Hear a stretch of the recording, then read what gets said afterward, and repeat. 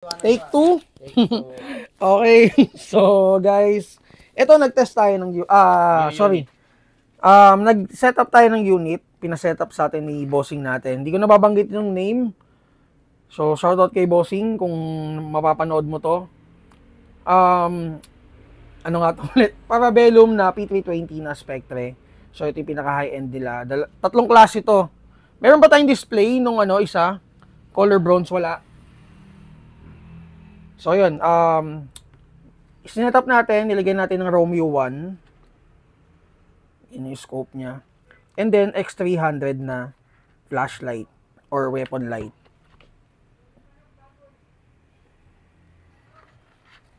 Simple setup lang naman, pero sobrang gwapo ng unit to.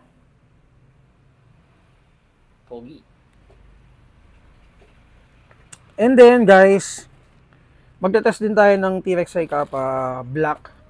Sasabay na natin itong kay bossing for CO dito.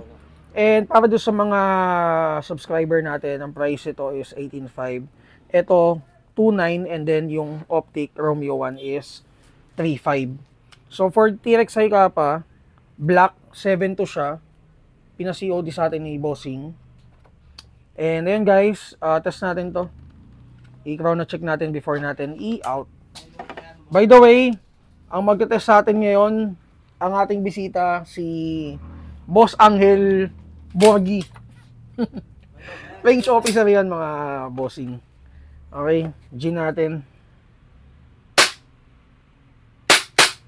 O, teka, walang nakuha. Ayan.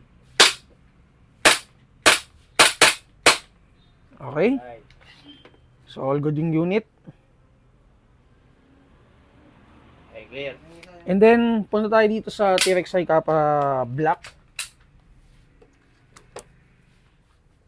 Ang gwapo nito. Complete markings yan.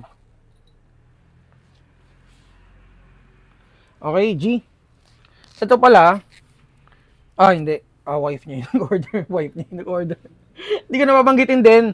Pero shoutout kay bossing. G. Sige. Sir. Okay. Firing. Yan, sakto mo. Oh. Kaya na? Yan. Okay, kuha na. Okay, guys.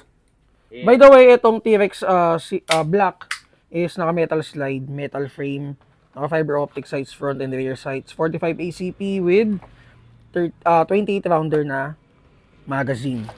And then, may base plate na siya kasama for Doctor Sight. Okay? Yun lang, short video lang tayo. Thank you dun sa mga bossing natin. Again, P320 na Spectre and WI Kappa T-Rex Black 5.1.